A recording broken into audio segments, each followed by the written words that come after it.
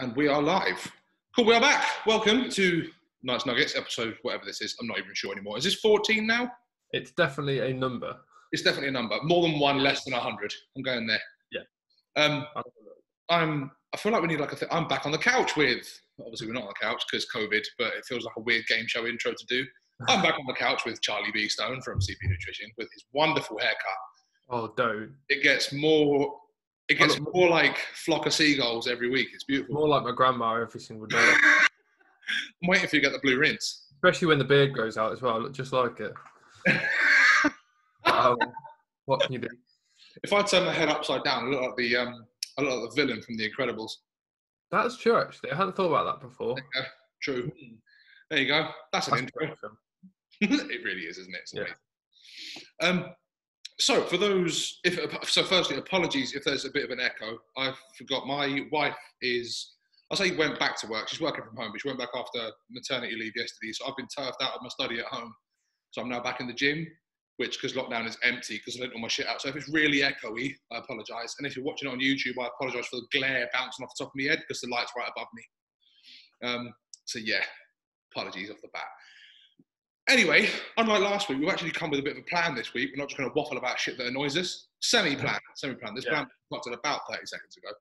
It wasn't. It was way earlier than that. We've done I would lie. It was hours of research. It was my team. I've hired a team that have been looking into this question.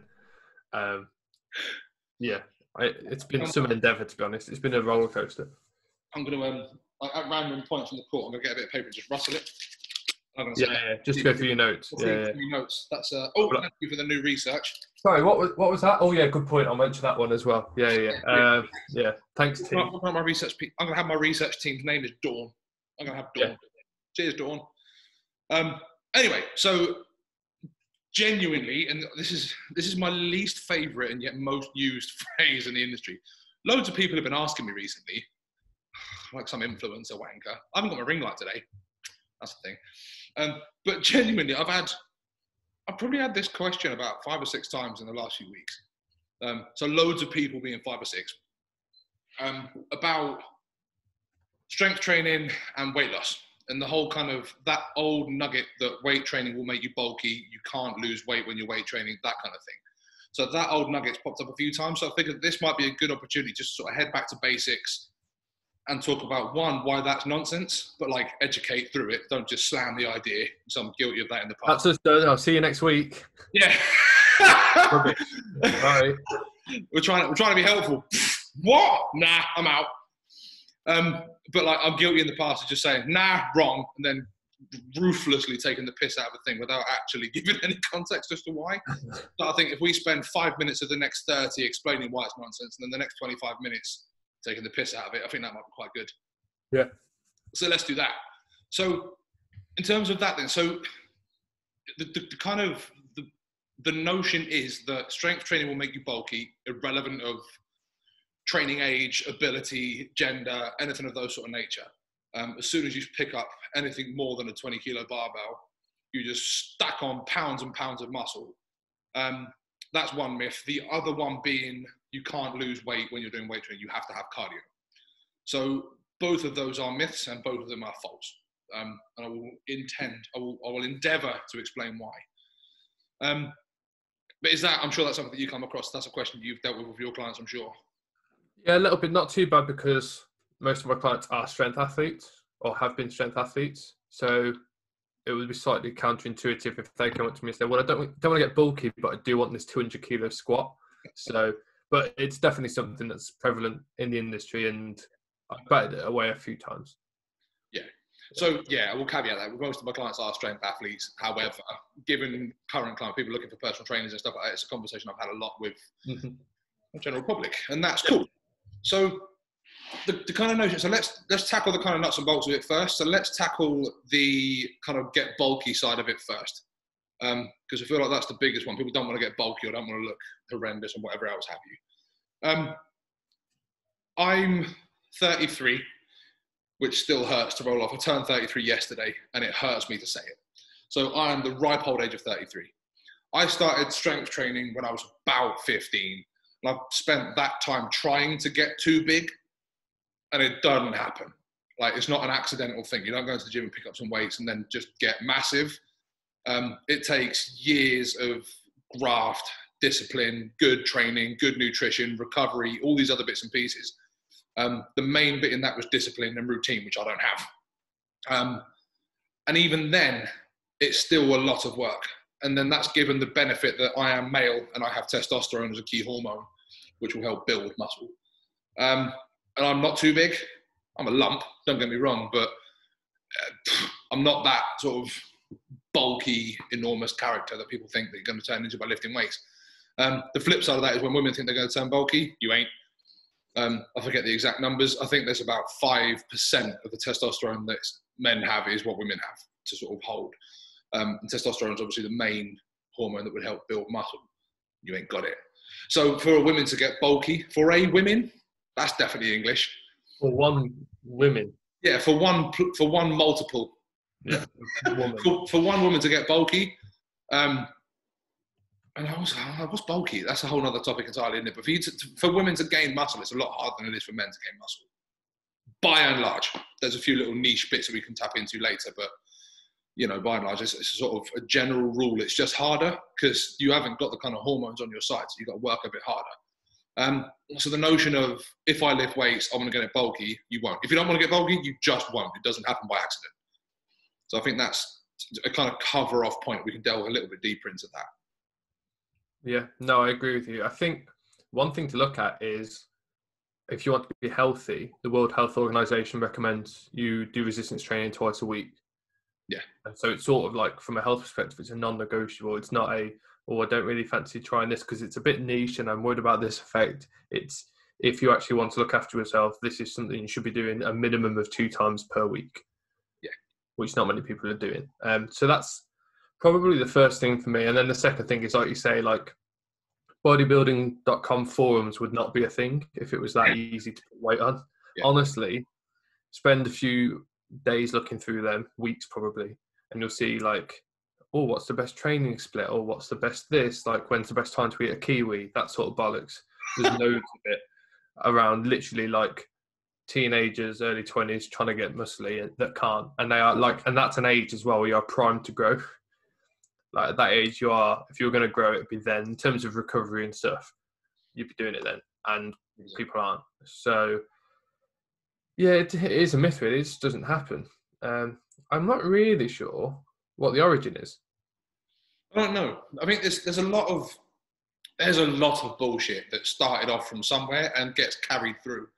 And it's like this. And again, we're going to tap into another conversation, so I'm going to sort of say this and then leave it. But it's the same thing of lifting weights is bad for kids. And it ain't. It's all these myths started from somewhere. And again, we'll tap into that at another episode, I'm sure. But like, it's just all these myths start from somewhere and then they stick. And I think, I'm cautious how I say this, but I think it stems from ignorance. And ignorance is absolutely fine. Like, people sort of get insulted when you think ignorance and they get tarred with it. Ignorance isn't a bad thing. I think ignorance is bad when you're not willing to learn. But it's not your fault you've never been taught a thing, or you don't know a thing. So that, I think a lot of it stems from a bit of, like, we never got really taught it. No one really, like in PE at school, I learned how to throw bean bags into buckets from across a sports hall and like climb a rope. I never got gone to a different sixth form, mate. Bold of you to assume I went to sixth form. I was thick as pig shit in school, man. I left at 16 and went. What do you mean at school? You mean that farm I worked at? Was that school? Yeah, it's close enough. Just picking up hay bales at 7. But yeah, so like PE never really taught me, or us in general, I don't think anything. I went to a decent school. Like, I didn't get taught kind of this what we're talking about. So like the fact people don't know it and the fact these myths exist is completely understandable because no one's ever been there to kind of correct them. Yeah, pretty much. We did it, I think it was doing A-level PE, because that's the thing apparently, is when we actually did get taught a little bit, but it was sort of like, this is a weight program that you have to go and join a gym and do. And no one did it because no one knew what to do in a gym or like what any of these things meant. So it was a complete waste of time. But no, I do think it comes from just not knowing really. And also it wasn't that well documented that women did resistance training, because it's normally like without being very stereotypical, it's normally women saying I don't want to get bulky. There aren't many men who are saying I don't want to do strength training because I don't want to get bulky. Yeah. Generally. And it wasn't that common for women to do resistance training. The women that did were, or the ones that were shown in the media that did, were female bodybuilders, which in itself is now a sort of a dying class compared to, if you look at like physique, bikini, figure, etc. Now are far more popular than bodybuilders. And although I'm not like going to make the assumption that everyone is doing any sort of exercise because they want to look a certain way and they have people they want to look like, sometimes that is the case.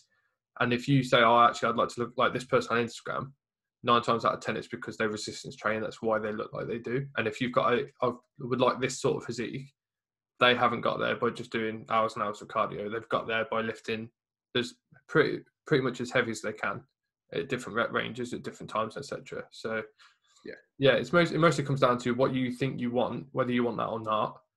How you think you get there, it's actually very different to how you do get there. Yeah, 100%.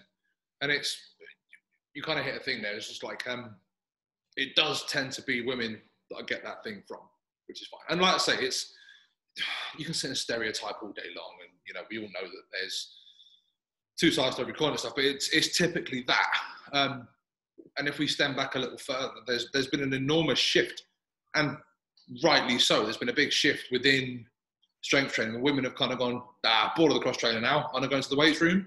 And like, it's wicked. And I don't know where that's come from. And be that the sort of dawn of your Instagram models and that sort of stuff. And you're starting to see the likes of, all of a sudden, all the names in the world have disappeared from my head. But you're starting to see the likes of kind of female powerlifters, Olympic lifters, strong women, that sort of thing. You're starting to see them. And people are going, actually, they look awesome and they're badass and they can pick heavy shit. So I don't know, there's the kind of dawn of social media that's made it more accessible so that people actually look at it and go, actually, I kind of want to be a bit of that. Yeah. I think probably CrossFit came in at the same sort of time that's become popular as well. I have to say exactly that as well, yeah. Some of the female CrossFit athletes are immense. They're monsters. Yeah, it's class. It's insane. There was a discussion with someone this morning. I think it was 2018 Commonwealth Games. Maybe 2018? Was that a year of Commonwealth Games? Let's say 2018. But Tia Toomey went and won the CrossFit Games. 2 weeks later, flew to the Gold Coast and then won gold medal at the Olympic lifting in the Commonwealths. Yeah, she did Olympics one year, didn't she? She competed in the Olympics the 1 year. It must have been 2016 that she came second in the CrossFit Games, I think. Maybe. So yeah, it was ridiculous. Stupid good. And yeah, the kind of dawn of CrossFit is a big thing to. I mean, CrossFit's whatever your thoughts on CrossFit are. Like, there's a whole nother bucket you can go into there, but you can't deny it. Like the high levels, they kick out some fucking tremendous athletes. They really do. And I think it's hard to not be inspired by that. So you start to see that pop up on your Instagram feed, and as well as everything else. And I think CrossFit opened the doors to strength sports. Certainly done amazing for my sport of Olympic lifting. You know, before CrossFit was a big thing, Olympic lifting was a really little thing. Yeah. And, you know, snatch and clean and jerk are a prominent part of CrossFit. So all of a sudden, Olympic lifting has taken a massive boost. So it's done amazing things for that. And then Olympic lifting has been, and probably still is in some places, quite hard to access. Yeah. Clubs and things like that. So powerlifting is the next best thing, and that's really accessible because every gym's got a bench, a rack, and a bar. So I think more people got into it through that, and it was just seeing these sports about, and it started people asking more questions as opposed to just talking absolutes of, no, I don't want to do it because I will get bulky. I don't want to do that because I might get bulky. And then sort of going, will I get bulky? But there's that kind of like, it's taken that bit of a turn. So I think it's cool that the dawn of all of these bigger sports it's got people talking about it, which is wicked. I think there's more, I'm certainly seeing more now, and this is purely anecdotal, like this is based on nothing else than my own little meanderings around the world, but I'm certainly seeing more people come and ask about weightlifting or just moving weights in general, not even weightlifting as a sport, but about resistance training, let's blanket it with that, and the benefits thereof, and is it true that, or will I get this, and that sort of thing. So certainly more people are asking questions, which is wicked. Yeah. And it's just taken decades to kind of get that point. So there used to be, there was an old strength athlete, Abby Stockton, who, if you don't know her, I'd probably recommend looking her up. Her name is not Abby, it's Abye, I think it is. It's an odd spelling of Abby. But anyways, her nickname was Pudgy. But she was like, back in the day, she was a strength athlete and she looked amazing, but because she was like broad shouldered, bit of muscle, I got a nickname called Pudgy. But she was one of the original kind of women in strength sport. and it's like you'll struggle to find like coloured pictures of it. They're all black and white. It's that sort of era, and it's taken from then to now for women to kind of go, I want some of that, and kind of come into the weight room and start doing shit. So there's been a massive shift, and I don't know where it's come from, but I'm glad it's happened. Yeah. So we went on a bit of a tangent there, but in terms of the kind of get too bulky thing, it's unlike us to go on a tangent. No, we're normally straight to the point and then go. Really straight to the point, yeah. I mean, we just spent 15 minutes talking about not an awful lot, and about 2 minutes talking about what we wanted to talk about. Yeah, we smashed it. We've done well. And then I started name dropping 1940s strength athletes. Yes, done well. But yeah, so in terms of I don't want to strength train. It'll make me bulky. Like that's one thing. And then going back to your point of the kind of health thing. The health aspect almost, and this is a bold statement for me to make, and I'm ready to be shot down here, but the health aspect almost gets overlooked by the aesthetics aspect. People give more of a shit about what they look like than how long they're going to live now, and that's a massive aspersions cast. But yeah, from a health point of view and a kind of body, just a health point of view, I'm going to with health point of view because I can't think of the other adjectives I want to use, but lifting weights or moving weights is massively beneficial for various aspects. Like for one, it's increases bone density, bone health, that kind of thing.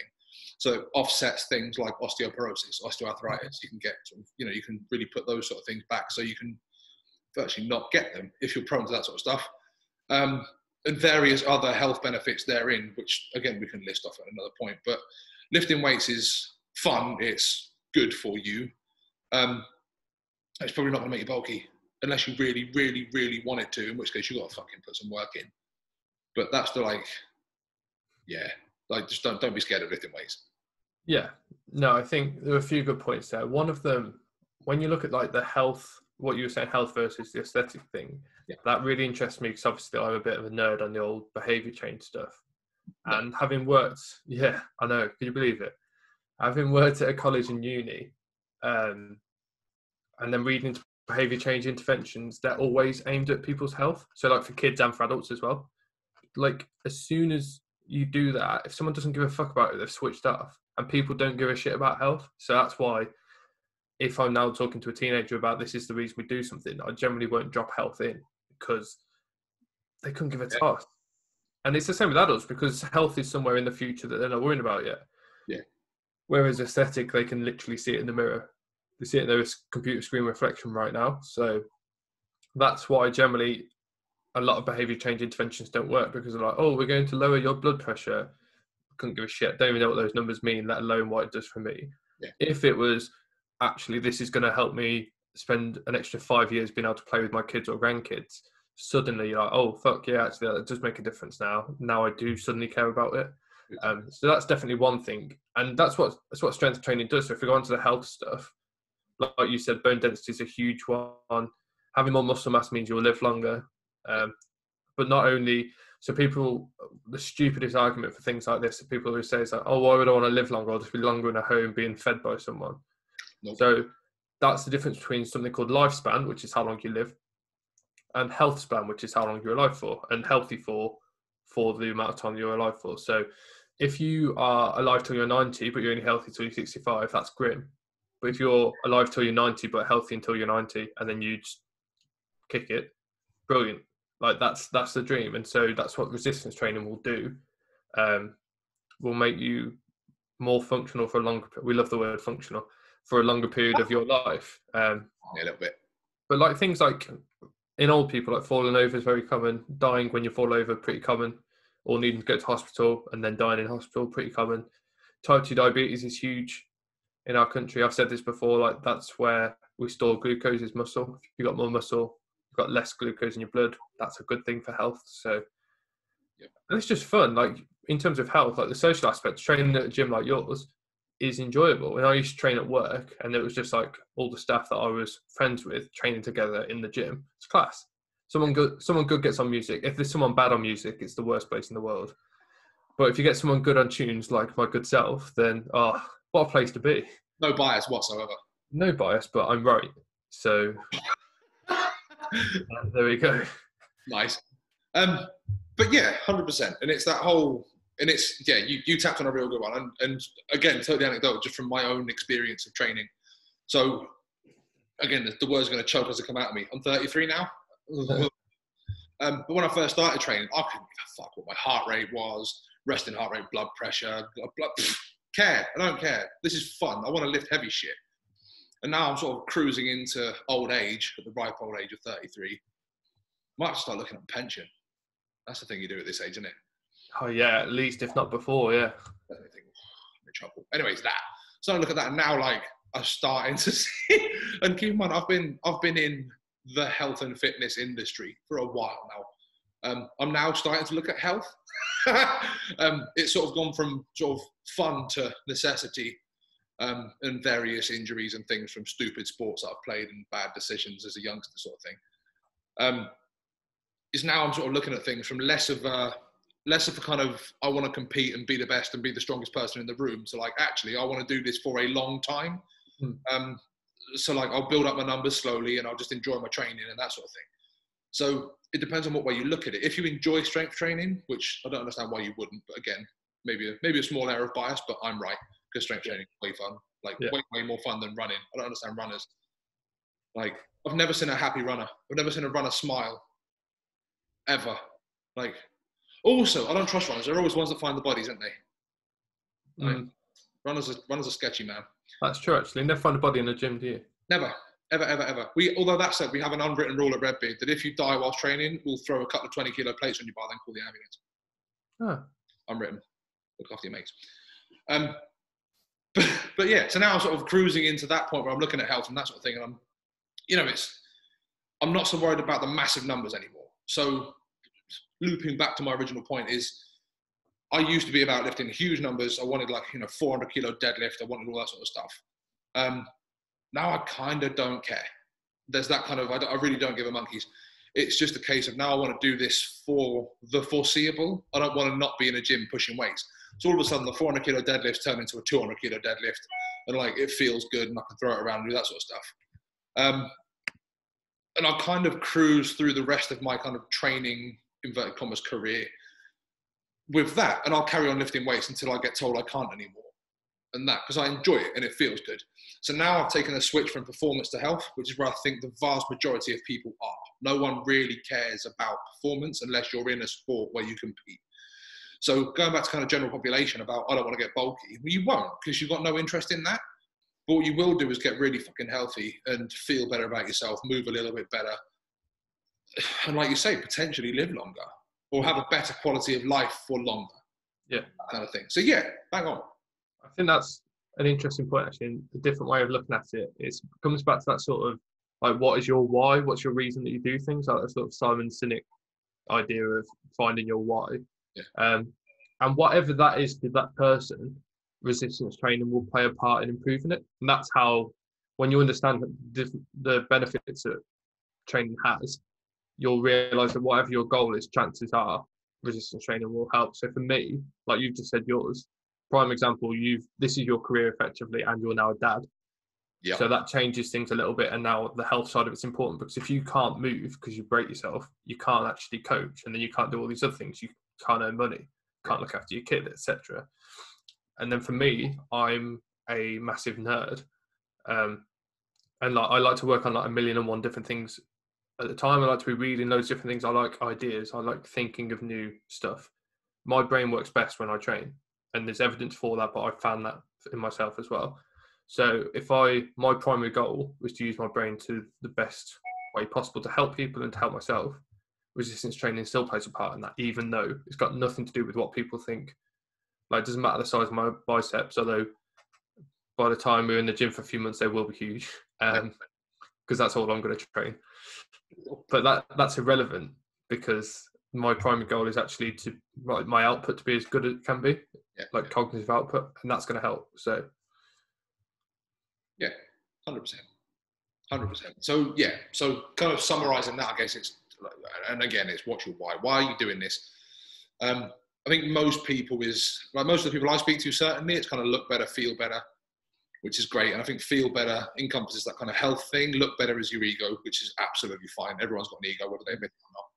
But no one actively goes, yeah, I want to look like a troll, unless you do strongman, in which case it's part of the course. You're just a creature that kind of crawls out the bottom of the gym somewhere to lift up heavy shit. But generally speaking, the kind of feel better thing, I think, comes down to just like, I want to feel better. I don't want to be sluggish and lethargic. I don't want to like foggy head, anything like that. And just like you say, yeah, weightlifting gives you a little bit of mental clarity as well as everything else. So yeah, 100%. That look better, feel better goal, go lift weights. That's your answer. Go lift weights. I think I've heard cardio helps a little bit, but nah. I mean, maybe that's a topic for another day for someone else to talk about. So another podcast. Yeah, maybe. Because they'll be much more helpful. Yeah. Cardio. I've got a really expensive coat and hat rack in the gym. It looks like a rowing machine that's been turned on its end. Really good for hanging your coat on and stuff. Nice. I paid a lot of money for it, and yeah, it just sort of sits there gathering dust now, but it's wicked to put your kit bag on. Yeah. I say coat and hat rack. Like, who puts a coat and hat? Like, is that still a thing? Do people still have like? Yeah. I think the world, like the 1940s, called, and they probably want all their kit back. Like an old Parker and a Trilby. Yeah, I think so. But they're saying that a lot of people, if they're looking to lose a little bit of weight in the next few months, rationing would be the best thing. 100%, yeah. 1940s rationing will make you lose weight. 100%.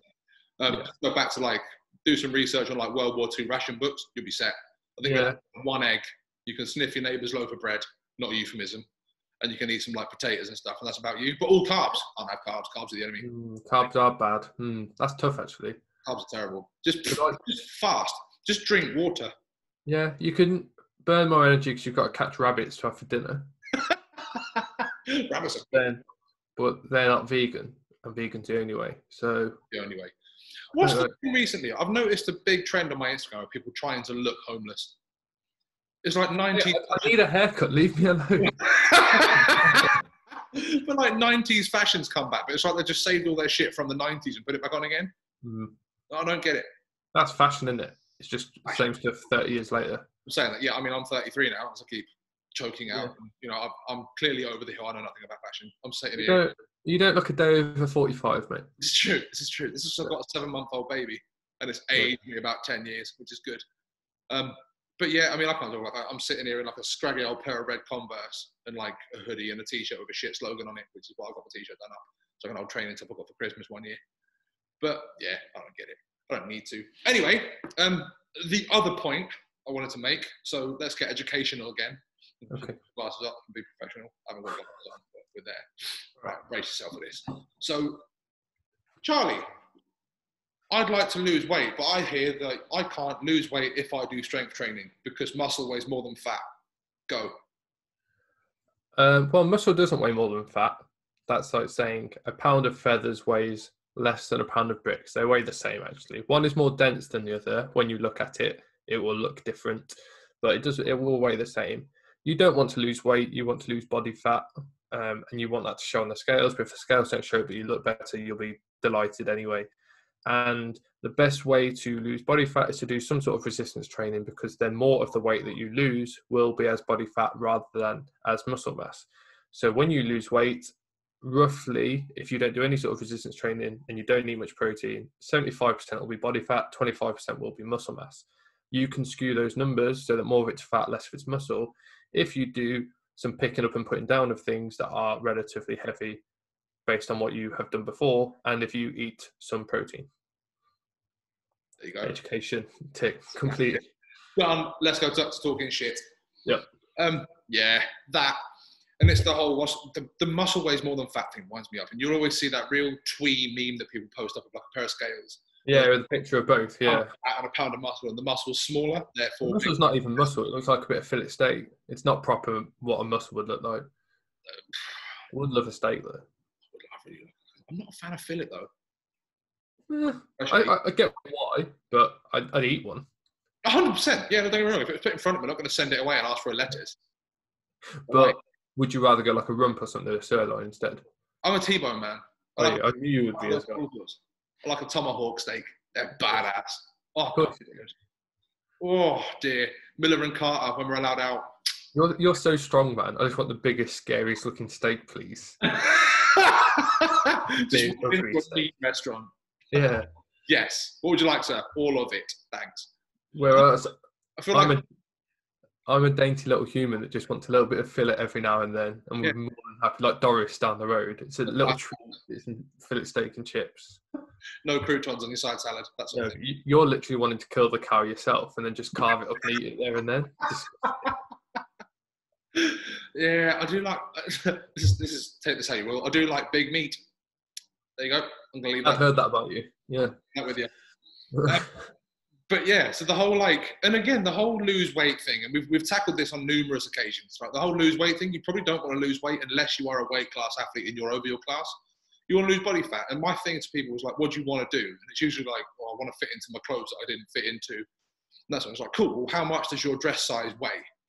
Mm-hmm. And no one's been able to answer me that question yet. So the scales are fine, and the scales are good for tracking and that sort of stuff. And like, I think you've said it before now, the argument of like, throw your scales away, they're rubbish, is bullshit. That's a rubbish argument in itself. Like, scales are a good way to track, and you can kind of see where you're going. But at the same token, don't hold the number on the scales at such a height.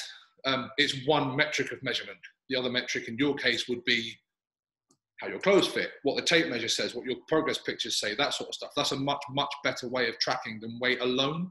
Mm-hmm. Alone. I'm going to caveat that with weight alone. Like, don't just track your weight. That's potentially a hazardous way to track. Try and get as many metrics as you can. But let's just put it into like really simplistic. Lifting weights burns calories. Burning calories potentially makes you lose weight, provided you're consuming less than you've burned. So it's a real kind of A plus B, B plus C, that kind of thing. Like, it works in that respect. And you'll hear people talk about like the afterburn of using weights. It's like, don't know if that's true or not so much. There's a little bit of bullshit. There's a lot of fluff around it, but like, you can go and do a cardio session where you smash out an hour and you'll burn 700 calories in an hour. Or you can go and do an hour of weights and burn 500 calories, for example. But then the benefits you'll have from doing those weight sessions consistently will far outweigh the benefits you'll get from doing the cardio sessions in a kind of longer term, not from like a one-off session. That's not how this works, but lifting weights will help you lose weight, period. It just will. And then it's a case of watching your food and calorie intake, because calories is the way. That's the way to lose weight. And you sort of see things of people go, yeah, but what about the keto diet? And I was like, well, that works because you've cut out your calories, but just all the calories happen to look like carbs. Yeah. So it's things like that. Yeah, it makes people sad. That's a miserable place to be, isn't it? It's a miserable place to be. I think so. But you make a good point in that on the strength training side of things, or training in general, I generally wouldn't recommend that your primary type of exercise is an attempt to lose weight. It should be an attempt to, like for strength training particularly, you should not be doing your strength training based on what's going to make you burn the most calories in that session. That's a stupid way of doing it. 100%. Because strength training generally is quite negligible in terms of energy expenditure. You'll burn some calories if you have a decently long session, but like the difference between sessions is minimal. Yeah. What you want to do is the best session that will make you keep muscle mass on, which means, and we spoke about this before, you can gain muscle in a deficit or keep muscle in a deficit. Yeah. And then when you're doing that, you're keeping or gaining muscle and losing body fat. That's when you're going to look how you want to look. So pick a training session that will make you keep the most muscle mass, and then pick a diet that's going to make you lose the body fat. 100%. And it's, again, it goes back to, this is kind of an underlying point we're making these now, is if you're trying to strip down some weight or some body fat, do it really fast. Like, do it as quickly as possible and then get back to, inverted commas, normality. Just because like dieting sucks. It's hard, and I don't know many people that really enjoy it. I certainly don't know anyone that enjoys it more than training and eating, again, inverted commas, normally, whatever that means. But yeah, so if your sort of mission is when the gyms reopen again, you think, well, I've just got to lose a bit of lockdown chub, then like do that quickly, maybe like 3 months, 2 to 3 months, maybe. Strip it down, then get on with your life. Go back into the gym, get strong as fuck, eat things, and then sort of maybe focus like a month or 2 months of your year of like tracking, and then move on. Otherwise, you just kind of get into this real bogged down pit. And then again, here's it, and it depends. Oh, I think this is the first it depends of this episode. Drink. It depends on mentality and who you are and how you react to things. So if you're like Charlie and you're quite nerdy and you like analytics and data and that kind of thing, tracking might be really quite cool, and you like to look at the tracking, and you'll see how you get on and do that bits and pieces. If you're like me and you're a complete fucking scatter, then it's really hard to stick to anything. And like tracking becomes a real kind of thing that you have to put conscious effort into. So I'm finding out currently. So it depends on the individual and how you react to certain things. So I forgot the point I was trying to make with this now, but it's if you're trying to lose weight, do it properly. Like do it with some tracking, that sort of thing. And then the idea behind your strength training should just be to be healthier, get stronger, live better, that kind of thing. Yeah. That's the point I was trying to make there. I agree. Quite a long-winded way to make that point, but yeah, that. But yeah, so that's kind of us. That's as much as I wanted to cover off on that. So we've done that in pretty rapid time, considering it's like sort of half an hour-ish. I hate to suggest that we've been quite educational there as well, on the whole. We've got to talk utter bollocks for a couple of minutes before we cut this off. I don't think we've done enough of that. We've done a lot. We've done a fair amount of that. I'm going to take that pigeon. We've got a fat pigeon that lives in our front garden because he gets so much birdseed that he can't get out of the garden anymore. We call him Brian. Oh, right. There you go. But if you get a Fit Pro, you can just tell him, well, it's just calories and motivation, and then he should be able to sort himself out. I'm waiting for the. Who's that fucking nose that's made himself available now? There are many. It could be me, to be honest, mate, with that description. It's definitely possible. It could be. No, I don't know. There's some celebrity trainer mush that's come about now. Oh, Jeff, I don't fucking know. But anyways, I'm gonna get a pigeon version of him and show him to Brian, and he's gonna start preaching about like. Imagine with like little wings doing press ups and stuff in the garden. That'd be amazing. Just like as he like flaps his wings, his lats just go massive. How would a bird do a burpee? That might be a question to leave this on. Ooh, that's a really good question. How would a bird do a burpee? Answers on a postcard. There you go. Yeah. Let us know. Oh shit! I almost forgot. We found out last week that we have international listeners. Oh yeah. So I don't know who you are, but there's people listening to us in Germany. There you go. In Germany, and there's someone who listens to us in Singapore, which is excellent. And like whoever you are, like make yourself known. I did German at school, so I can chat to the guy in Germany all day long. I didn't do Singapore. Which is definitely the language I speak. I think the language is Malay. Yeah. Like Mandarin. I also speak English, which is handy because I'm quite good at English. I said that. I've definitely made a couple of grammatical errors in this podcast alone. Yeah. But I feel like I should be better at English. But yeah, I know how to say, what do you have on the first period in German about school scheduling. So cool. On Monday as well, if you wanted, I can pick a day of the week. No worries. Nice. Smashed it. I'm not going to ask you to prove it. I feel like it's something one of those do it then. I don't need to. I know I can do it. Well, exactly, yeah. Yeah, what do you need to know? It's a strange claim if I then couldn't back it up. I can recite the entire works of Shakespeare in Spanish. I wouldn't be able to if you weren't, yeah. I'm not going to, but I know I can. Yeah. I can't do that. But it's one of those things where people ask me, I say that at a party and someone says, go on then, and I'm drunk and I just start naming Spanish footballers because that's all I've got. Perfect. Well, Juan Mata, Miguel Alonso. That was all a Hamlet. There you go. I don't know any Spanish footballers. I think the only one I know is Cristiano Ronaldo, and I think he's Portuguese. He is Portuguese, yeah. Still none. I don't know any Spanish footballers. Nice. There you go. That's me. Anyway, I feel like that's enough bullshit to tail off. I think that counters, like we've talked about fat pigeons and languages and other sort of random bits and pieces. Yeah. So I think that tails off an educational podcast quite nicely. So you're welcome back to our regular programming. Right, Mr. Man, I'm going to love you and leave you. Thank you again for today. I have an announcement before I go. Oh, go on. Exciting. I have my new habits program is launching this week. Wicked. It is starting on Monday. The sign-up last day is end of play Friday, so midnight Friday. If you want to get involved, get signed up. And I'm going to walk people through how to make new habits in a really easy way where you won't even feel like you're making habits, and lifestyle behaviour changes that will last you forever. So wicked. Basically, how to change behaviour. I'm teaching you all of that for just 60 quid for a month. Bonza. So I feel like we probably could have put that at the start of the podcast where people are actually going to listen to us. Maybe. But it's all good. I'll get some information off you afterwards and put it in the comments below. Put it in the show notes. Yeah. Show notes. I'll get Dawn on that. Hold on. Dawn, just... There you go. Dawn's got a note. Yeah. I just dropped my pen. I've gone posh like I'm using a fountain pen. Ooh. Proper fancy. I'm going up in the world. We're in double figures of podcasts. I'm not fucking around with biros anymore. Yeah, fair enough, mate. Do you think Joe Rogan's using a biro? No. Joe Rogan uses a quill. Yeah, of course he does. Yeah. From the pigeon in your garden, actually. There you go. Brian, yeah. That's why he can't get out. He's clipped his wings. Mm. That's it. Oh, poor Brian. I feel bad for him now. But anyway, yeah, man. Hook Charlie up for that. His habits program will be a good one. We've spoken about it before, sort of off air. And like I've said before, he's quite good at what he does. So it'll be worth that if you're sort of coming out of lockdown a little bit fluffier than you went in and you're not really sure how to get started again. Definitely go and talk to him. He's your man. He'll definitely be able to help you. And as promised, I will put some details in the show notes. Aside from that, go follow him on Instagram at cbnutrition_. Sign up for his emails because they're quite funny and sometimes they're topical. They're much more educational than this podcast.